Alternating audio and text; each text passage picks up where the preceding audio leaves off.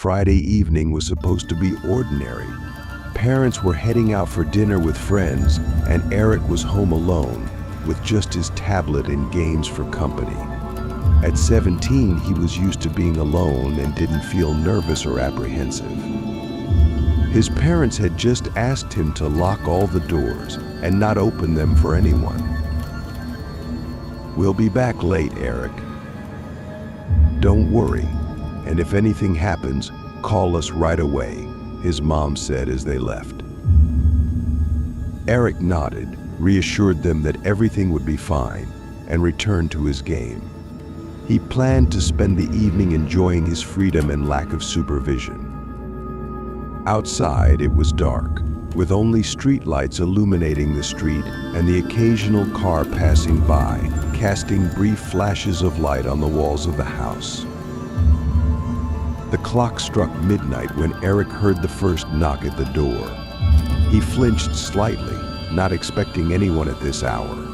The knocking was persistent and loud, as if someone was very eager to get inside. Eric set aside his tablet and approached the door, feeling his heart begin to race. He looked through the peephole, and what he saw made him freeze in terror. Standing outside was a creature unlike any human or animal he had ever seen.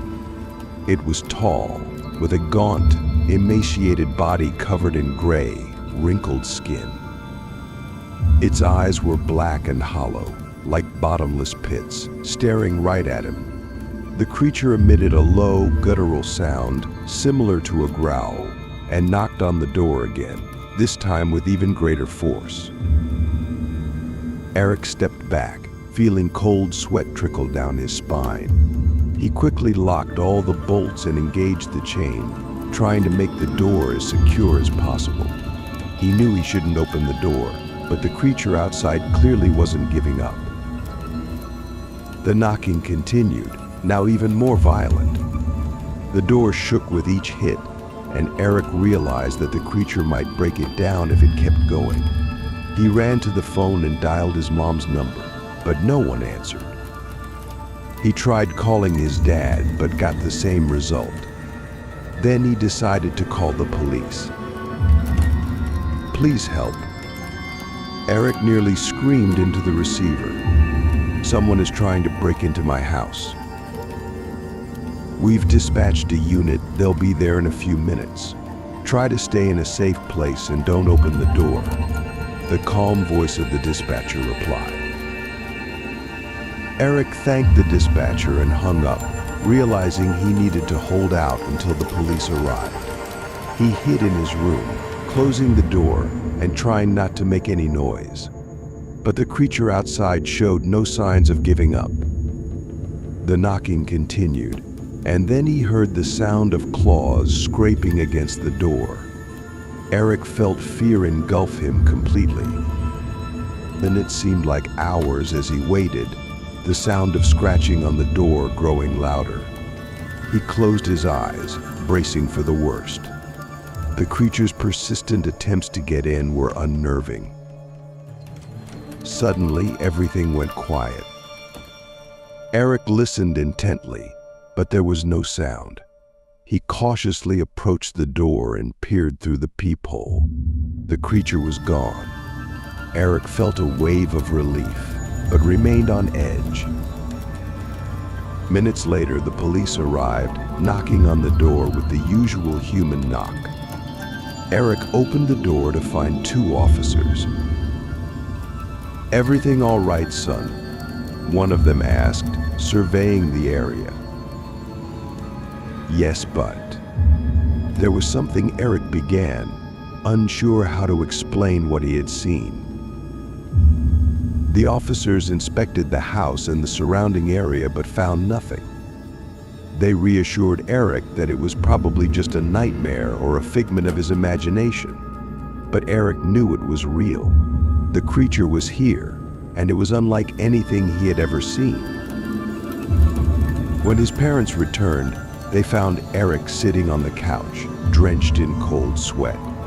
He recounted the events, but they, like the police, didn't take him seriously. They suggested it was just a bad dream, brought on by late-night gaming. But Eric knew it wasn't a dream. The creature was real, and he would never be alone at night again. The fear of its return would haunt him forever, and every night he would listen for sounds, hoping they wouldn't turn into the aggressive knocking at the door. A few days had passed, and life was slowly returning to normal.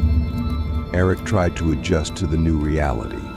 He no longer stayed home alone at night, always finding someone to be with. But the fear never fully left him, and every night he waited for the creature to return. One evening, when his parents were again at a party with friends, Eric was home alone. He decided to distract himself with studying and watching movies. But as night fell, the tension began to rise again. Eric heard a faint rustling outside the window and flinched. He glanced at the clock. It was nearly midnight. Remembering his fear, he decided to check all the doors and windows to make sure they were secure. Approaching the living room window, he looked outside. There, in the shadows of the trees, he saw a familiar figure. His heart raced as he recognized the shape of the creature that had knocked on their door a few nights ago.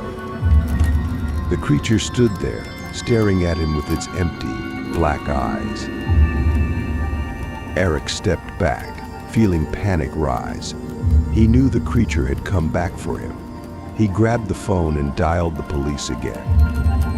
"Please help. It's back," he shouted into the receiver. "The unit is on its way. Stay inside and don't approach the windows," the same calm voice replied. Eric hid in his room, just as he had before. He sat, holding his breath, listening to every sound. But the creature outside wasn't knocking or scratching at the door. The house was eerily silent, and the silence was even more terrifying. Minutes later, he heard the sirens of police cars and footsteps outside. The officers arrived and searched the area, but again found nothing. They tried to calm Eric, but he knew the nightmare wasn't over. The creature would come back, and he would have to face it again. A month had passed, and Eric tried to adjust to his new reality. He no longer stayed home alone at night, always seeking company. But the fear still lingered, and every night he listened for sounds, dreading the creature's return. One night, Eric woke up feeling watched. He opened his eyes and saw the creature standing outside his room, staring at him through the window. It was the same creature with the empty, black eyes. The scratching sound on the glass began again. Eric stood up and approached the window. His heart pounded, but he tried to remain calm. He knew this was his chance to rid himself of the demon. "I'm not afraid of you," he said, staring directly into the creature's eyes. "You can't scare me anymore." The creature continued to look at him, and the scratching grew louder. But Eric stood his ground. He kept reminding himself that it was just an illusion, and that the demon had no power over him if he wasn't afraid. After several minutes, the creature began to retreat. Its form became blurry and then vanished. Eric felt his fear dissipate, replaced by a sense of victory. He realized that he had defeated the demon. The fear that had haunted him for so long was finally gone. Eric knew he could now live in peace, without the terror of the creature at the window or the aggressive knocking at the door. Eric decided he would no longer wait for the creature to return. He began researching strange beings and ghosts, reading books and articles online. He learned about various myths and legends, but nothing matched the description of the creature he had seen. One day he came across an old book about supernatural phenomena that mentioned a similar entity. The book described an ancient demon that preys on people by feeding off their fear. The demon could appear in various forms, but always radiated terror and panic. Eric realized that this was the creature that had been tormenting him. Now he needed to find a way to get rid of it. The book said that the only way to defeat the demon was to stop being afraid of it. The demon fed on fear, and if a person ceased to fear it, it lost its power.